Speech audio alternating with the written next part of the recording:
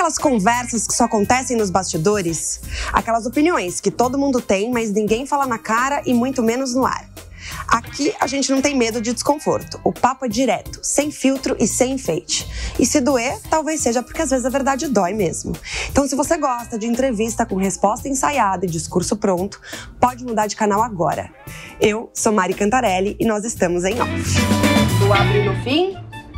Porque assim a gente não gasta muito mais o tempo dele. O soco do Popó também não doeu, porque...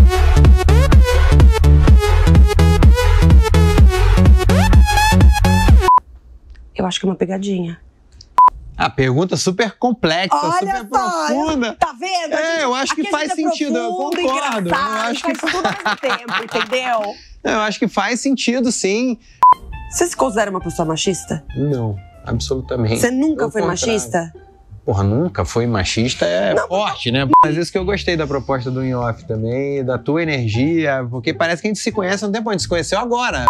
7h33. Repita. Repita. 7h33. Eu ia segurando a chaminé escondidinho assim, aí um palhaço segurando a parte da frente do navio, a parte de trás do Titanic.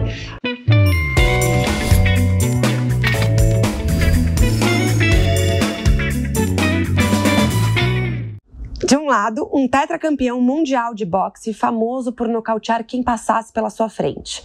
Do outro, um estreante que jamais subira num ringue para uma luta de verdade.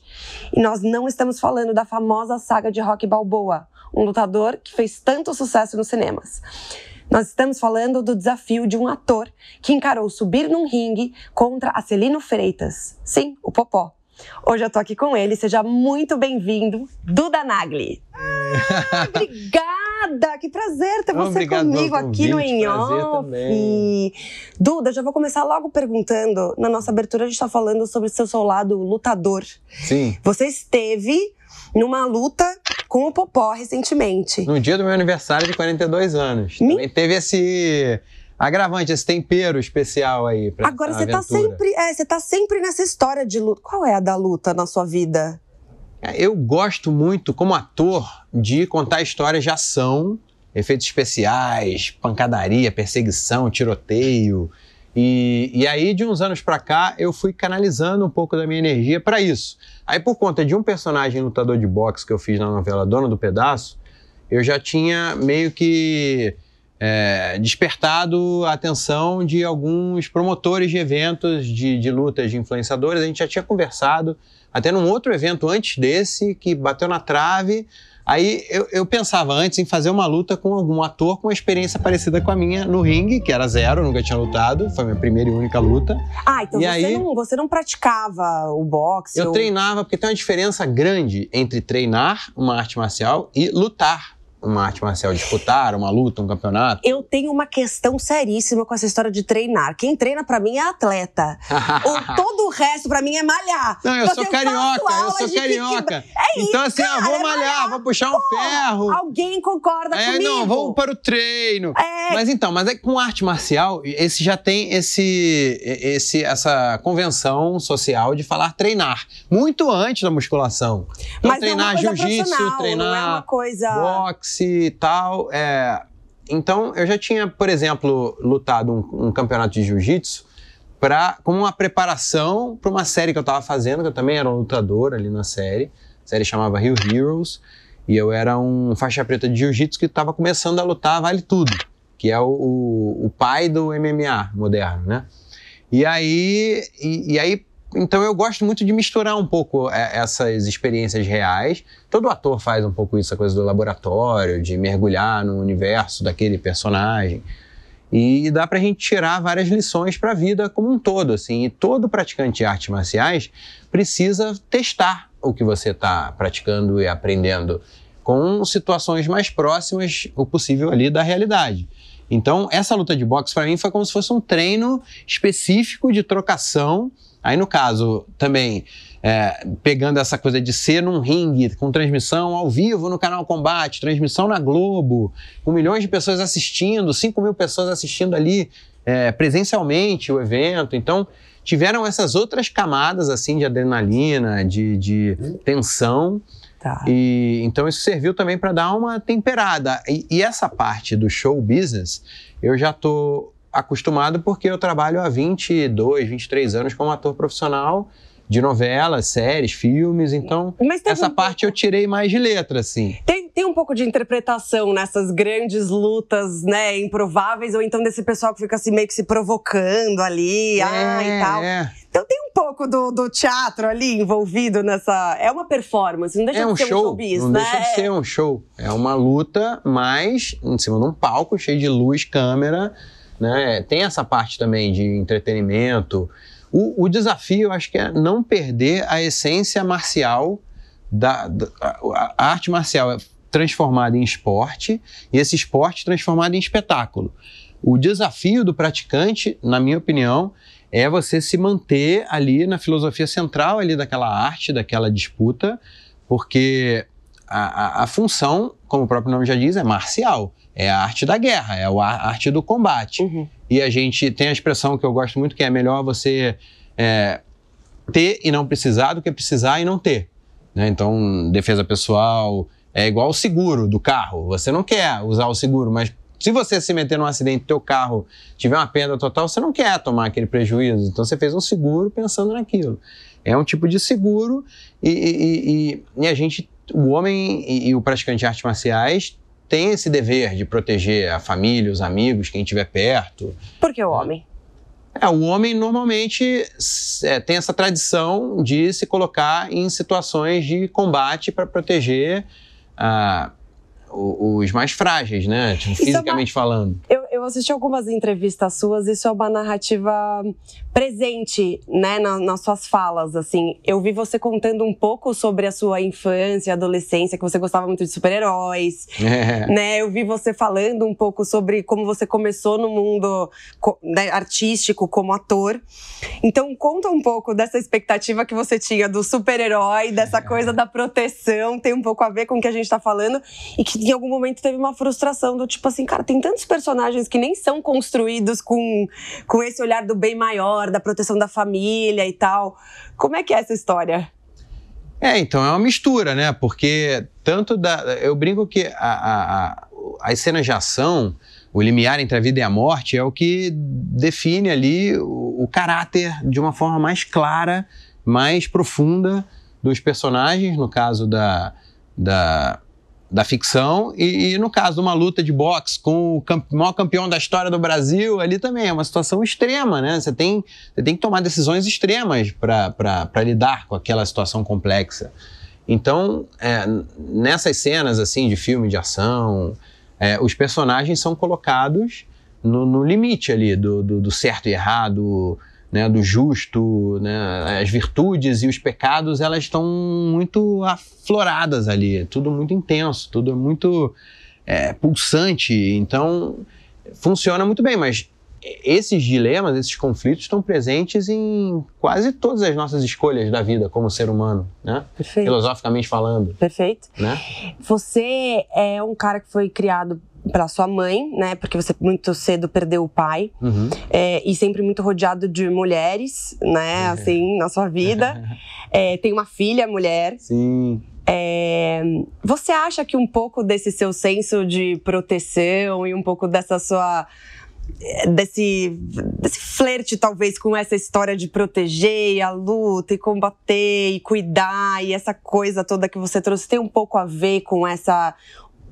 como você enxerga um pouco o papel do masculino, dado que você talvez tenha sido a figura masculina central ali durante a sua, né, seu amadurecimento, você perdeu o pai cedo, você não tinha uma figura masculina que fazia um pouco isso. Ficou pro Duda performar esse papel? A pergunta super complexa, olha super profunda. Tá vendo? Eu acho que faz sentido, eu concordo. Eu acho que faz tudo ao mesmo tempo, entendeu? Eu acho que faz sentido, sim. Porque, por um lado, eu brinco que eu sempre fui esquisito, assim, tanto até nessa parte de ser, pelo lado materno, eu era e sou filho único. Isso. Pelo lado paterno, eu tenho 2 irmãos homens, eu sou o mais velho, e o meu pai é de uma família muito grande, assim, 8 filhos, o meu pai é o mais velho, eu tenho 7 tios, e todos os meus tios tiveram filhos, e Então é uma família grande. Uma primaiada louca, então. 2 irmãos homens, então eu era o irmão mais velho e tal, então tinha essa coisa assim. E pelo lado materno, eu era o filho único da minha mãe, e as minhas outras 2 tias não tiveram filhos, então eu era sobrinho único, e era neto também único da minha avó, mãe da minha mãe. O meu avô morreu cedo. O meu avô paterno morreu antes de eu nascer, e o meu avô materno morreu quando eu tinha 8 anos. Foi a primeira perda da minha vida, assim. Eu não lembro direito porque eu era criança ainda, então não tenho tão forte essa situação toda construída. Porém, eu vivi um pouco dos 2 mundos, sabe? Então, por um lado eu era filho único, por outro eu era o irmão mais velho de irmãos homens, essa pegada masculina de disputa, de briga, de disputar o espaço, a atenção e tal. E então acho que faz sentido sim essa tua ponderação. Eu acredito que faz. Isso também tem. Eu fui uma criança muito lúdica, que gostava muito de acompanhar histórias, desenho animados e filmes e historinhas em quadrinhos, bonequinhos. Então eu gostava muito de história, de contar história com as minhas brincadeiras de boneco, ou contar história em primeira pessoa vestindo fantasia do He-Man, do Thundercat, do Rambo. Sim. Brincar de Tartaruga Ninja, de Comandos em Ação, do Thundercat, desses Jaspion, essas séries de ação que eram muito populares na época da TV aberta, que a TV aberta meio que pautava as brincadeiras, assim, da criançada. Agora, além dos esportes. Mas eu sempre fui muito generalista, então eu variava muito de heróis, de esportes, então... Mas tem uma constante aí, que é essa coisa do super-herói. Também, tem uma constante aí. Agora, Duda, como é que foi crescer com uma mãe que era, né, que é ainda, né, uma figura pujante aí, entrevistadora, famosa, e que estava sempre ali na frente das câmeras? Você acha que ela foi uma primeira referência para você ir para esse universo artístico? Ou tem mais a ver com uma coisa sua de querer viver histórias, viver personagens, para você chegar, né, na sua carreira de ator ali, que fez várias novelas e agora você mudou um pouquinho e a gente vai chegar lá? Eu acho que faz todo sentido, porque eu lembro muito bem de ficar sentado no cantinho do estúdio, igual minha mãe estava aqui entrevistando as pessoas ou apresentando o telejornal, e eu estava ali sentado no chão brincando de bonequinho em silêncio, fazendo uma luta com um barulho, né, baixinho ali. Então eu cresci ouvindo esse som do estúdio, esse silêncio que é denso, profundo, né, é tenso, né, um silêncio tenso. Né? Se alguém derrubar aquela escada ali que está nos bastidores, vai fazer um barulhão, vai atrapalhar a gravação. E quando é ao vivo, porque era mais ao vivo até, exato, a TV que ela fazia, e eu estava nos bastidores. Ao mesmo tempo também conhecia o pessoal do show business nos bastidores, por causa das amizades e dos eventos sociais e tal. Então acho que isso sempre foi muito natural para mim. E aí, fazendo aquela engenharia reversa, pegando ali várias referências do passado e vendo onde é que isso foi me levando, eu acredito que sim, porque eu gostava muito de brincar, de entrar nessas histórias, assim, principalmente bonequinho. Acho que era uma das brincadeiras que eu mais gostava. E eram umas histórias super complexas que a gente ia inventando, misturava a regra do filme com a do desenho, personagens da Tartaruga Ninja interagia com o do He-Man, sabe, de várias histórias diferentes. Aí a gente criava os roteiros com os amigos ou sozinho. E eu acho que isso foi fundamental para a minha escolha inicial, que quando eu estava na faculdade de Publicidade e Propaganda, o que eu queria era trabalhar como diretor criativo nos bastidores, inventando historinhas para vender coisas, para criar estratégias para marcas. Eu gostava muito dessa visão estratégica, com publicidade. E aí eu comecei a ver que eu tinha um problema em falar em público, defender meus pontos de vista, apresentar meus projetos, convencer pessoas estranhas. Por quê? Em ambientes como sala de aula, aí ia começar a fazer as entrevistas de emprego. Então eu ficava com vergonha disso, como timidez mesmo, sabe? Aí eu entrei nas aulas de teatro para começar a ficar mais casca grossa, mais cara de pau, e falar melhor, dominar melhor as habilidades da linguagem e tal. E aí eu virei a chave, porque aí eu acho que eu me conectei de volta com esse molequinho que andava fantasiado e que gostava de brincar de bonequinhos, e daí eu comecei vencendo esses pequenos desafios nas aulinhas de teatro. Eu comecei fazendo aula particular de teatro. É uma coisa meio paradoxal. Né? Que maravilhoso. Fazer umas aulas com a Camila Amado, que era uma super atriz, mais velha contemporânea da Fernanda Montenegro.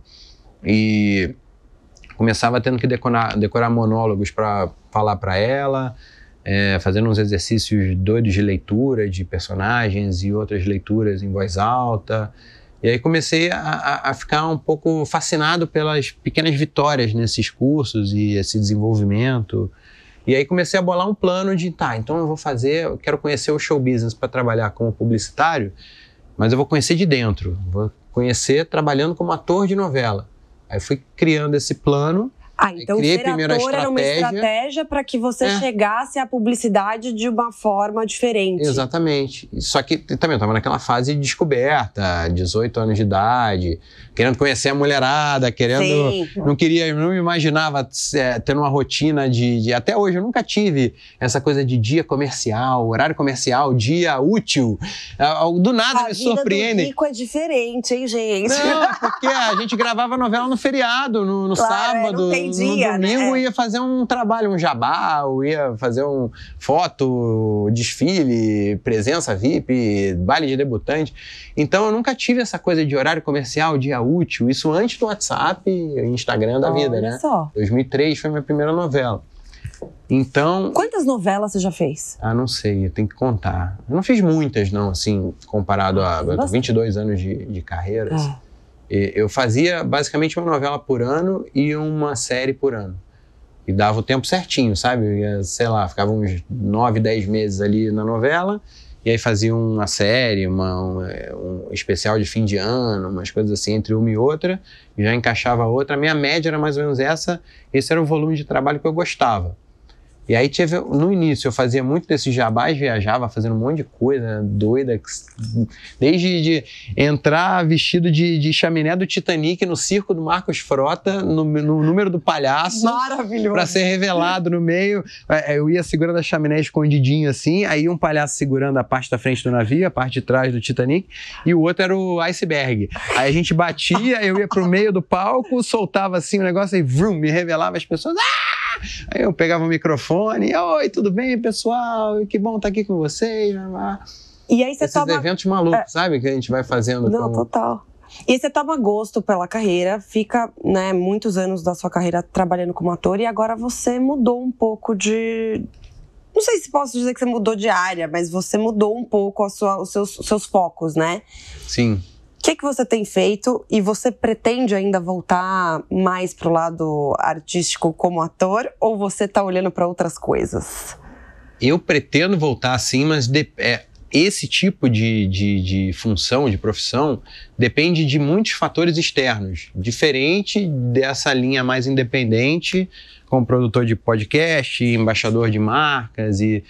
Então, hoje, a partir das redes sociais, eu pude construir uma autonomia, tanto como empresário, como embaixador de marcas e consultor de marketing e o embaixador garoto propaganda, né? Que antigamente era garoto propaganda, e agora é o embaixador.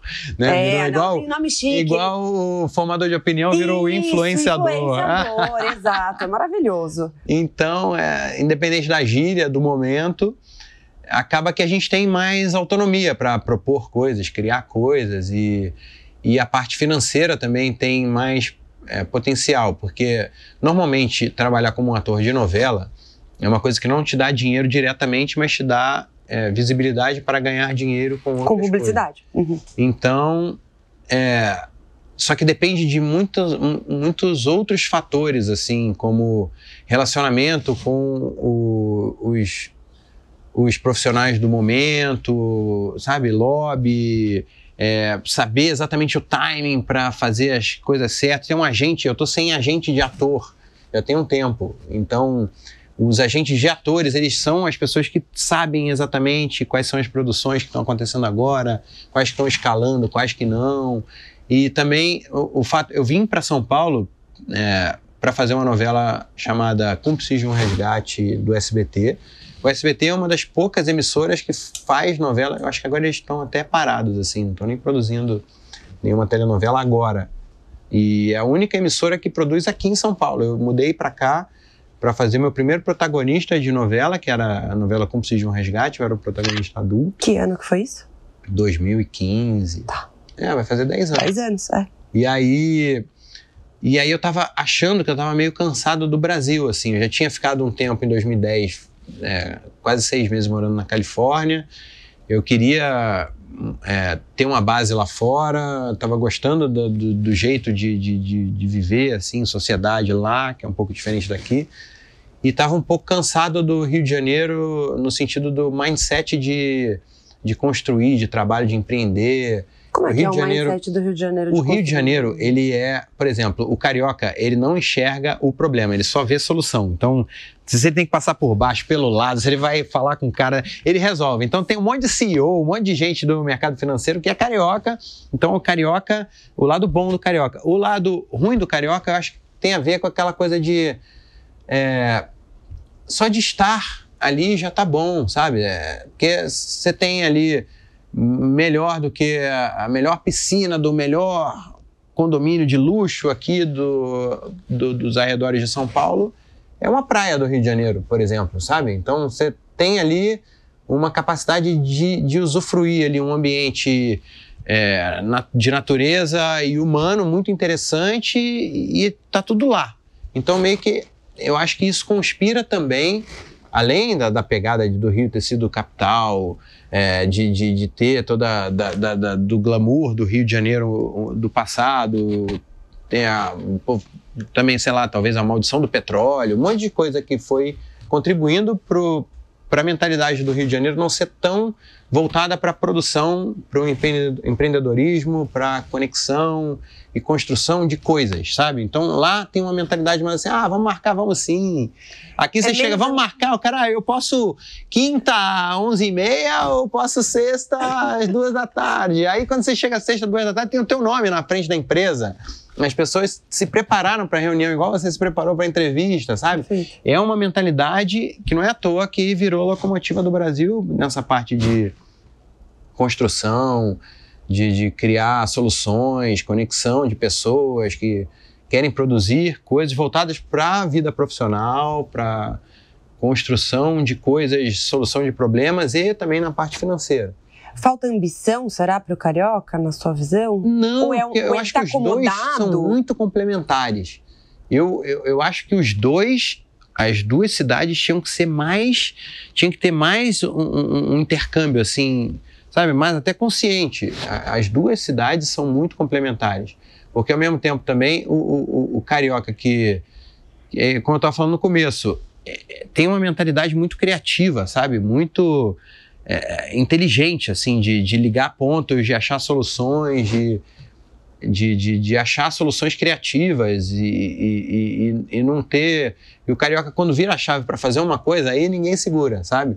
Entendi. Então, acho que as duas cidades são complementares e isso foi fundamental para o meu desenvolvimento como empresário, nessa parte profissional, financeira. Ô, Duda, e hoje você tá muito mais na internet, né, do que na televisão, eventualmente. Você tá na internet porque seus projetos, né, em frente à câmera e até por trás das câmeras tem, né, alguma conexão ali com a internet. Você sofre muito hate? Você lida bem com... Porque você pegou uma época em que não existia nada disso, o seu trabalho era avaliado pela imprensa, né, tradicional, vamos dizer assim, revista e tal. Os críticos aqui iam falar, né, o agente, o olheiro, né, o cara poderoso da emissora X ou Y, e aí de repente você tá num outro mundo onde o público tá o tempo inteiro falando. Você sofre um pouco com isso ou você lida numa boa? Eu acho que comparado à média geral, eu lido numa boa. Eu também não costumo sofrer tanto hate, assim, não entro muito em polêmica, sabe? Eu acho que até uma herança de ter vindo da televisão e já ter essa formação como segunda geração. Minha mãe era jornalista, apresentadora, já quando eu nasci. Então eu já nasci conhecendo o funcionamento dos bastidores de uma forma muito profunda. Você não se considera uma pessoa polêmica? Eu evito polêmica. Eu me considero uma pessoa diplomática. Aliás, até na minha vida de empresário, eu acho que muito valor ali, um dos meus maiores ativos é amortecer relacionamentos, buscar o jeito de conectar aquela pessoa com aquela outra do jeito certo, e quando começa a ter atrito... Vamos ver se você consegue conectar com os seus haters, que esse é o quadro Toma que o hate é seu. E aqui eu vou te trazer alguns hates e ver como é que você sai diplomaticamente, como é que você responde diplomaticamente para esses fofos que falam coisas sobre você na internet. Vamos lá. Tá. Aspas. Fazendo isso perto de criança, ela poderia tentar fazer a mesma coisa. Que perigo este secador aí, Duda, do lado da banheira. Essa questão deu uma polêmica, realmente. Tá vendo como você é uma pessoa polêmica? Porque vou contextualizar. Contextualiza. Né? Eu tenho um freezer onde eu faço minha crioterapia, que é como se fosse uma sauna gelada, é uma banheira. O freezer é uma gambiarra que eu recomendo como custo-benefício ótimo para fazer a banheira de gelo da forma mais prática no dia a dia. Então você deixa basicamente o freezer cheio d'água, ligado na tomada, e eventualmente ele congela e fica um blocão de gelo se você esquecer de controlar ali, mesmo com temporizador de tomada, regulando ali o termostato e tal. Nesse dia eu tinha esquecido, o freezer estava um blocão de gelo, aí eu tirei da tomada, sempre que eu entro na água eu desligo da tomada, que é uma coisa recorrente também. Ai meu Deus, que medo, você tomou um choque. Não, mas aí faz parte do protocolo, é tirar da tomada antes de entrar na água ali. Tá. Aí eu virei o blocão de gelo, e aí quando eu vi um blocão de gelo ali, falei, esse é um ótimo ambiente pra gente ficar brincando, minha filha e eu, e ela conhecer um pouco mais do gelo, das reações, e aí comecei a ficar brincando com ela, desde quebrar o gelo com machado, pegar a chaleira elétrica com água quente, colocar no gelo, fora da tomada, e jogar água quente ali fervendo para desenhar no gelo. E aí peguei o secador de cabelo e fiquei brincando de derreter o gelo com o secador de cabelo. Só que aí eu tomei o cuidado de explicar para ela que ela não podia fazer sozinha, aquela coisa do crianças, não repitam isso em casa, né? Crianças, não repitam isso aqui, isso o papai tá fazendo. E eu botei de um jeito que o fio não chegava até, por exemplo, se eu soltasse o fio não ia deixar chegar conectado na tomada, cair na água, que é o grande perigo, né, dessas cenas de assassinato em cinema, né? A pessoa tá lá tomando um banho de banho e de repente chega o assassino. O vilão e joga. Nazaré, né? Exato, a Nazaré vem e joga. Exatamente. Então, acho que o pessoal ficou com medo, mas eu tinha... É porque assim, na internet, as pessoas, elas... às vezes elas não partem do princípio que você tomou as medidas de segurança devidas ali para fazer o negócio. Então, elas já cravam um diagnóstico sem saber do todo. Com muitas pessoas que são mais... Hater, Duda não é sem noção. Explica, fala para as pessoas, não deixem secadores ligados da tomada próximo das suas banheiras. Isso é um perigo real. Isso aí faz parte, as pessoas ficarem preocupadas, faz todo sentido. Porém, eu não sou sem noção. Se deve tomar... tipo, cravar uma coisa, não, isso é um perigo, por isso, isso. Porque às vezes a pessoa não tem ainda todas os elementos ali, todas as informações necessárias para ter uma opinião sobre uma situação.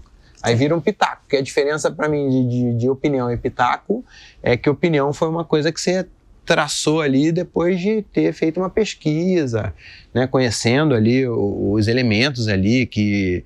causaram aquela situação e tal, e às vezes na internet a pessoa já vê, em 10 segundos ela já escreveu, já rolou o feed, já nem lembra mais. Perfeito, vamos ao próximo. Aspas. Será que você também é machista? Não se esqueça que você é cercado por mulheres. Reveja seus conceitos. Mas por quê? Qual seria o contexto disso? Não sei qual é o contexto disso. Eu sei que uma pessoa perguntou se você é machista e disse que você não deve se esquecer de que você foi cercado por mulheres. Você se considera uma pessoa machista? Não, absolutamente. Você nunca foi machista? Porra, nunca foi machista, forte, né? Porque... Mas por quê? Mas por que eu tô te falando? Porque é isso, você tem 43 anos de idade. Eu tô te falando, 42, né? A gente, calma, 42, não vamos... 42 e meio, quem sabe? Exatamente, então vamos respeitar a idade do convidado. Não, teve uma época que a minha altura tava 1,74 no Wikipédia. Durante anos ficou 1,74. Aí eu mobilizei uma campanha, me ajudem a conquistar meus 2 centímetros. Eu tenho 1,76. 1,76. E aí eu consegui, depois de um tempão, mobilizando, a galera me ajudou. 42 anos e um mês. Não, eu tô te dizendo isso porque é isso. Porque você tem 42 anos e a gente tá falando de quanto tempo de machismo estrutural que perdura até hoje e que a gente... Então, mas aí, falando de opinião e pitaco, às vezes eu não sei eu não tenho nem recursos para saber de onde essa conclusão pode ter surgido. Mas... É isso, é difícil a pessoa saber o contexto. De repente ela viu um vídeo de 15 segundos ou...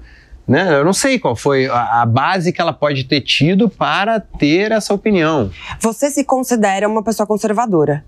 Né? Não, mais ou menos. Depende. Sobre alguns aspectos sim, sobre alguns aspectos não.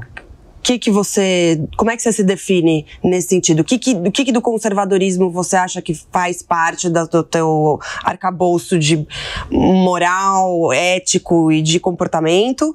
E o que são outras coisas que você não concorda, outra vez tenha se afastado, ou vai mudando? Porque eu acho que a gente também vai mudando, né, ao longo do tempo. Quando eu falo, você nunca foi machista, porque é isso, porque a sociedade agora está começando a falar de coisas que há 10, 15 anos atrás a gente não via problema, né? As coisas estão melhorando aos poucos e as pessoas mudam. Uhum. O que você acha que você tem ainda de conservador? Eu te pergunto porque eu vi uma entrevista onde você fala, eu me considero um cara conservador, mas agora você está me trazendo, talvez não em tudo. Não, para mim, eu considero que existe a verdade e cada pessoa pode conhecer uma parte da verdade e eu considero que existe propriedade privada, e o que é meu, o que é seu, e isso deve ser respeitado, e isso sob alguns aspectos, esses dois pilares que eu citei aqui, tem muita gente que revê esse sistema de valores e não pensa assim. Então, nesse sentido, eu acredito que isso pode ser encarado dessa forma, mas... Até algumas coisas que a gente falou no início, então você acha que valores mais de instituições, tipo a família, eu não sei se você é uma pessoa religiosa ou se você tem espiritualidade, como é que é isso pra você? Você é uma pessoa religiosa? Eu acredito em Deus e acredito que tem vários preceitos cristãos que são muito bons e devem ser seguidos. Mas eu sou batizado na Igreja Católica e esses valores, assim, do certo e errado, da verdade, da propriedade privada, isso eu acredito que existe. Eu busco viver com essas referências, entendeu? Com esses valores. E aí, o mundo hoje em dia, também com a internet, ampliou, né? Ficou tudo muito descentralizado. Tem vários nichos e várias bolhas e vários ângulos também, vários ângulos que hoje em dia tem capacidade de organização e voz. Você pensa em como você vai preparar, óbvio, junto com a Sabrina, mas como é que você vai preparar a tua filha para lidar com o machismo estrutural ou com questões que eventualmente possam oprimi-la em algum lugar por ela ser mulher? Eu acho que como indivíduo a gente tem que se preparar para viver da forma mais justa possível, buscar se desenvolver da melhor forma possível, buscar fazer o que é certo, buscar respeitar o próximo, respeitar os outros e se colocar no lugar dos outros quando estiver vivendo um conflito ou uma situação mais intensa. E eu sigo mais ou menos esses... Eu quero ter netos, por exemplo. Então, eu torço para que a minha filha entenda que há muito valor em continuar a linha do tempo, né? Conectar os ancestrais com os nossos descendentes, assim. Então, você pensa em ter mais filhos? Linha. Eu penso, se tudo der certo, se eu tiver... Gostaria, aquela pessoa de casa cheia, um monte de gente? Talvez, se tudo der certo, sim. Eu gostaria. Não é só a Zoe, que pode ter outros filhos aí, que tem netos de outros filhos mais pra frente. Também então, nesse sentido, assim, né? Mas óbvio que a Zoe é que vai ter autonomia sobre a vida dela. Eu espero passar os valores. Por exemplo, a gente criou o podcast Rosnagli, o Encontro de Gerações, com essa cabeça, assim, de... Então, o que eu quero passar adiante da minha família, assim, sabe? O que a gente pode melhorar de uma geração para outra? Quais são as tradições que a gente tem que encerrar? Quais são as tradições que a gente tem que manter? O que vocês querem passar? O que os Nagli querem passar? E a gente está sempre trazendo pessoas super interessantes para conversarem com a gente sobre isso. Sobre Você já tem uma resposta, associação, assim, sobre legado, sobre continuidade, sabe? Longevidade, tá? Beleza, a gente quer viver, mas quer viver como? Né? Dentro das circunstâncias, o que a gente quer ali extrair de melhor, o que a gente tem que evitar, quais são as tentações, as coisas ruins, o lado difícil da vida, que a gente não quer passar adiante, não quer dar força. E então a gente traz bastante gente para falar disso, sabe? Então o bom de juntar útil ao agradável, a gente precisa fazer isso para se formar como ser humano e, ao mesmo tempo, a gente pode fazer isso na frente das câmeras e trazer todo mundo aqui para conversa, para criar uma comunidade. Hoje a gente já está com um ano e pouco do Encontro de Gerações. A gente tem Os Nagli e os Empreendedores do Brasil. São 2 podcasts diferentes e o Encontro de Gerações toda quinta-feira às 18 horas, fazendo um jabá. Já vai fazer. E o Empreendedores do Brasil toda segunda-feira às 18 horas. E aí a gente fala com essas 2 perspectivas, a mãe, o filho, a jornalista, o ator, o empresário, a mulher e o homem, a avó e o pai, sabe? Então tem essas 2 perspectivas e toda a família tem essa coisa essa trama, né? Esse emaranhado de perspectivas e de pessoas e buscar achar o que é o essencial. Tem um livro o Essencialismo, um livro que eu li uma vez e uma frase me marcou muito, que é: o principal é manter o principal como principal. E às vezes a gente esquece, né, nessa confusão e dessa hiperconectividade, um monte de conteúdo diferente, às vezes a gente esquece o que é o principal na nossa vida. O que é o principal na sua vida, Duda? Assim, tem vários aspectos, né, mas no caso dessa vida familiar, eu quero estar com a minha filha. O poder da presença é muito forte, né? O fato da gente estar ali conversando, olhando no olho, participando ali do desenvolvimento dela, eu acho que é a melhor contribuição que um pai pode fazer para uma filha ou para um filho, né? De todas as formas diferentes, é estar ali. Você sentiu, passear, olhar a natureza. Você sentiu, a separação para você foi uma questão em relação a como é que você ia manter a sua presença firme ali no dia a dia da Zoe? Isso ainda é uma questão, ou foi uma questão? Imagino que tenha sido, né? Acho que sempre todo pai, todo pai separado. Mas você sabe que eu não sei se você concorda com isso, e não sei como é que é no seu caso, quero entender. Mas eu acho que tem muitos pais separados que acabam tendo mais presença na vida dos filhos do que quando eram casados. Sabe, porque aquela coisa assim, eu sei que eu vou encontrar o meu filho todos os dias em casa, então eu não tenho o horário não tem talvez tanta tenência e talvez esse desespero de tipo, cara, eu preciso estar junto. E quando, né, os casais se separam, talvez até, não só os homens, né, acho que pai e mãe, mas aproveitam talvez um pouco melhor, porque já sabem, amanhã vai estar com o pai, semana que vem não é a minha semana. Sim. Então você meio que, sei lá, talvez aprofunda um pouco essa vivência de dia a dia que casado eu tenho uma impressão. O que você acha sobre isso? Eu acho que pode ajudar e pode atrapalhar, porque talvez o momento que você esteja mais disponível com a agenda, com a cabeça mais vazia de outras questões profissionais, financeiras, né? É bem no dia que você não pode estar, né? Então acho que ajuda e atrapalha. Hoje eu estava conversando com a minha filhinha, que ela passou mal. Ontem, não foi na escola hoje. Aí eu tava falando para ela do conceito da saúde, que é uma coisa que a gente só dá valor quando perde. Né? Tá tudo bem, a gente não pensa na barriga. Aí do nada tem um bichinho ali, uma cólica intestinal ali, aí trava toda a tua rotina, teu dia, a bichinha fica borocochô.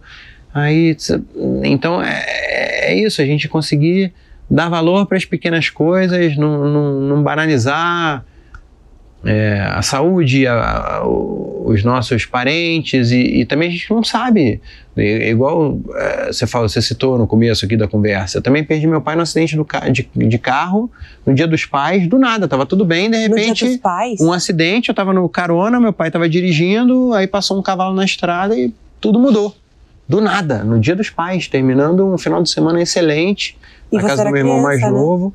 Não, eu tinha 18 anos. 18. 18 para 19. Ah, tá. Tava entrando na idade adulta, assim. Mas, assim, é uma lição que eu aprendi a duras penas de que do nada pode acabar, né? Que hoje em dia, em 2025, as pessoas tendem a achar que as pessoas vão viver até ficar velhinhos e... né? Só que, às vezes, isso não acontece. Antigamente era muito pior, porque se for colocar na perspectiva da nossa espécie, a quantidade de peste, guerra, migração, catástrofe ambiental que a nossa espécie já enfrentou ao longo da história, durante centenas de milhares de anos, e tudo que a gente conseguiu aguentar para estar aqui hoje, né? A gente fica meio frágil, assim, hoje tudo tem quando tá com calor, você liga o ar-condicionado, né? Tá meio escuro, você liga a luz e tal. A gente fica com essa ideia de que vai estar sempre tudo bem, mas na verdade não, do nada pode acontecer alguma coisa. Então tem essa coisa da proteção que a gente falou também aqui, tem essa coisa de aproveitar a presença, porque pode ser que a gente não tenha outra chance de encontrar, então a gente tem que trabalhar com todas essas hipóteses, assim, né? Vocês acham que você acha que você conseguiu fazer uma fórmula ideal aí de estar próximo da Zoe ainda com a separação e que vocês conseguiram estabelecer essa presença constante na vida dela sem muito prejuízo? Tem um pouco da arte do possível, tem também a coisa de estar sempre testando várias coisas novas, tá, né? Porque nada é muito estático, né, na vida. A criança, ela desbloqueia novas perspectivas de forma muito rápida. Do nada ela aprende uma nova coisa e agora ela já não tem mais 5 anos, papai. Agora ela já vai fazer 7. Já veio essa na sua cara? Não, já vai, sabe? Aprendeu a andar de bicicleta sem rodinha. Então ela já fica livre ali pra a gente fazer passeio na rua.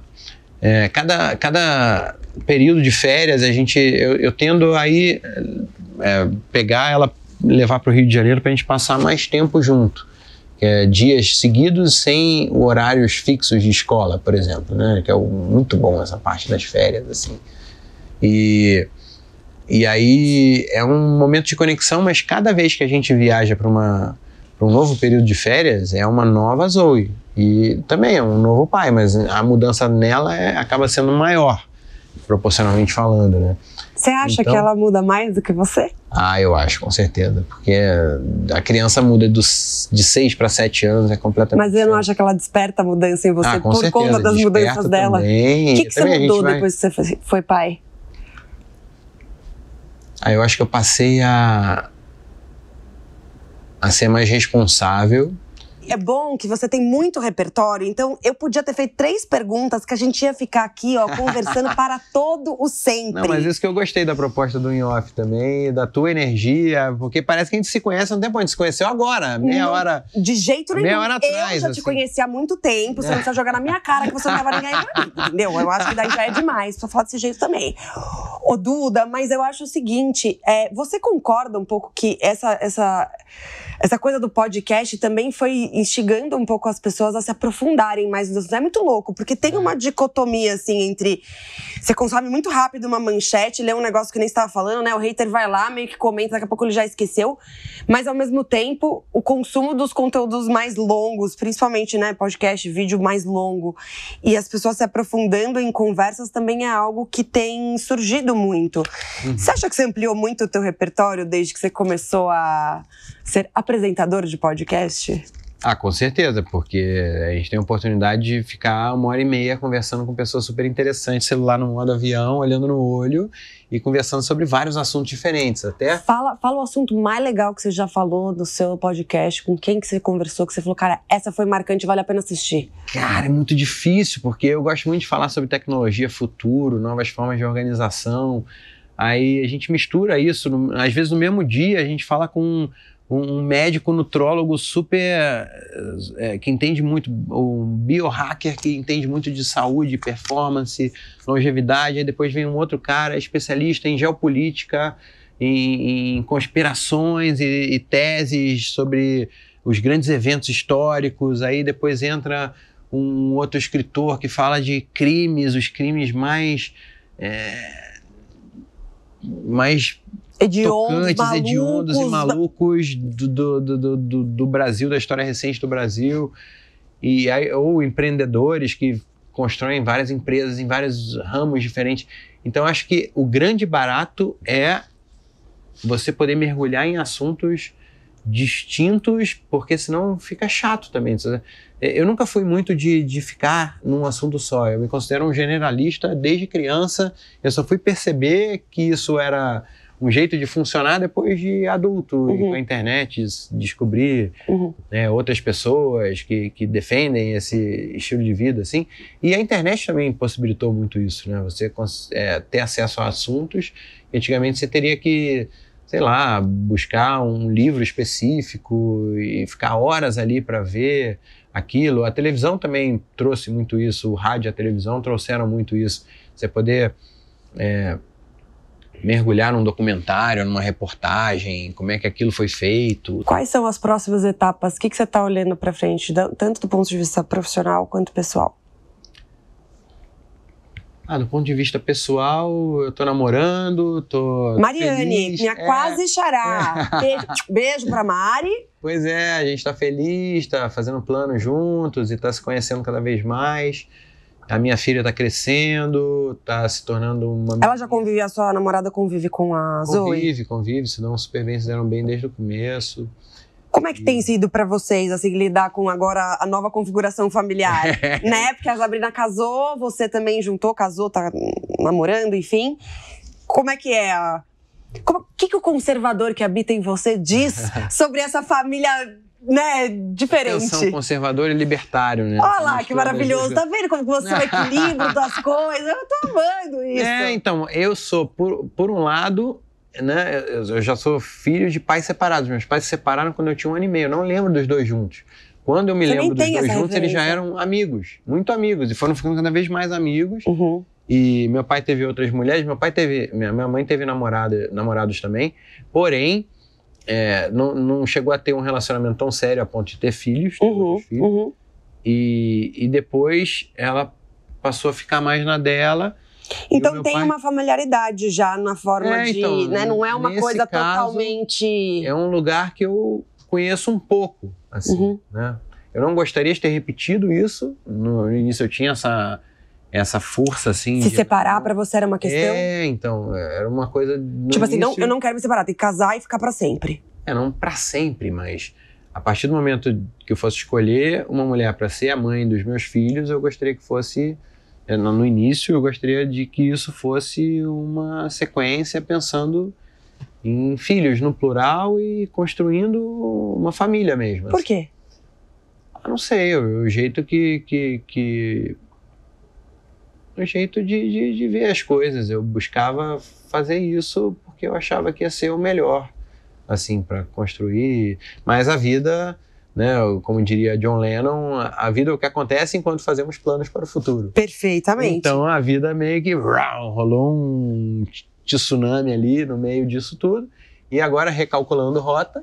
Você fala numa boa sobre a sua separação ou é um tema ainda É um assunto que publicamente... Se não fosse na frente das câmeras, a galera ficar perguntando. Eu ia ficar mais à vontade para falar sobre esse assunto, porque é um assunto que faz parte da minha vida.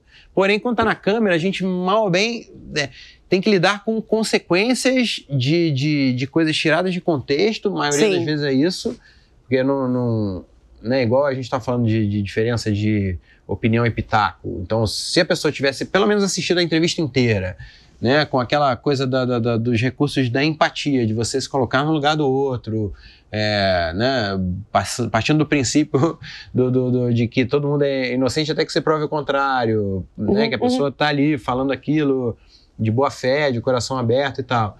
Mas não, na verdade, tem toda uma estrutura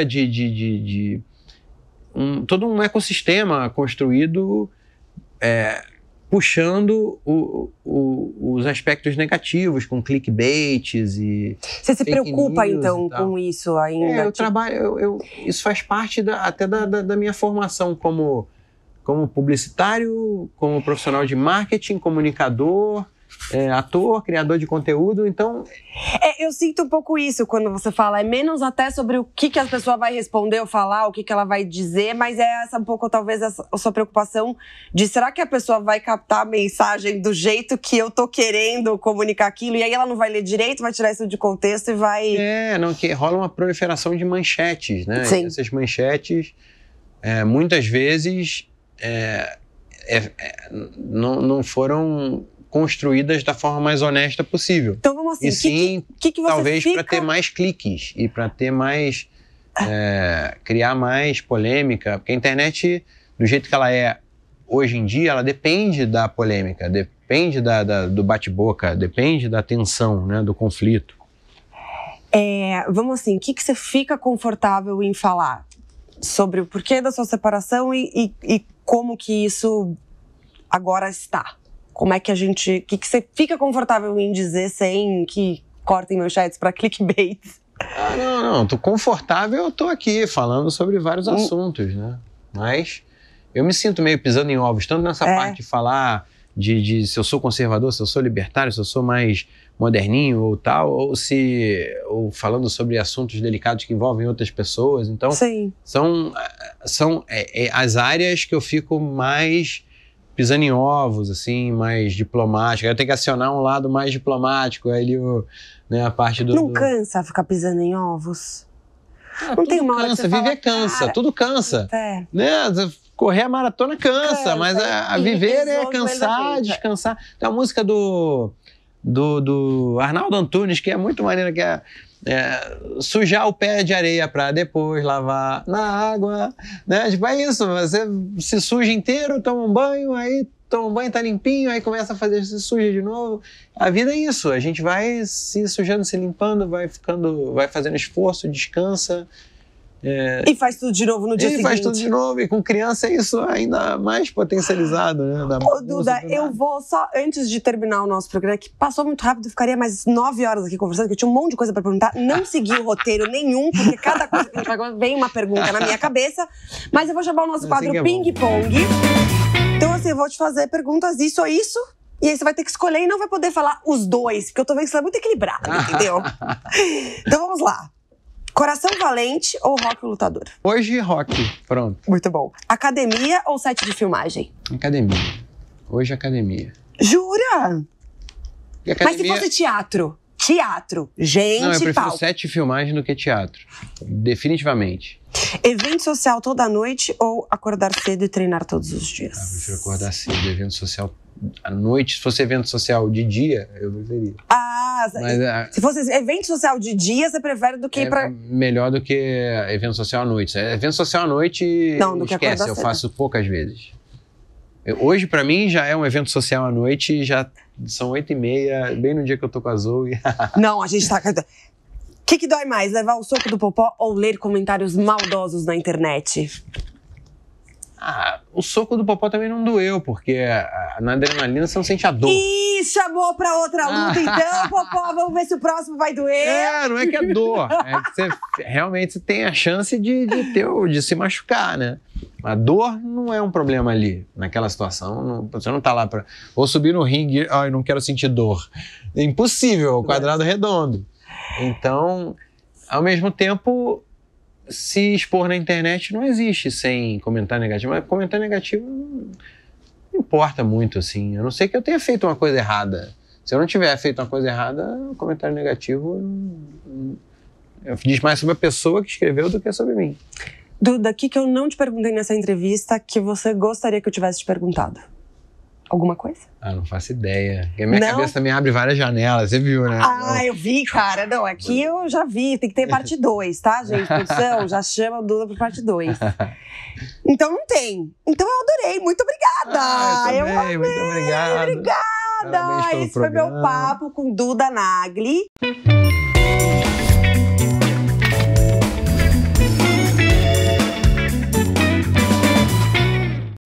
A opinião dos nossos comentaristas não reflete necessariamente a opinião do Grupo Jovem Pan de Comunicação. Realização Jovem Pan.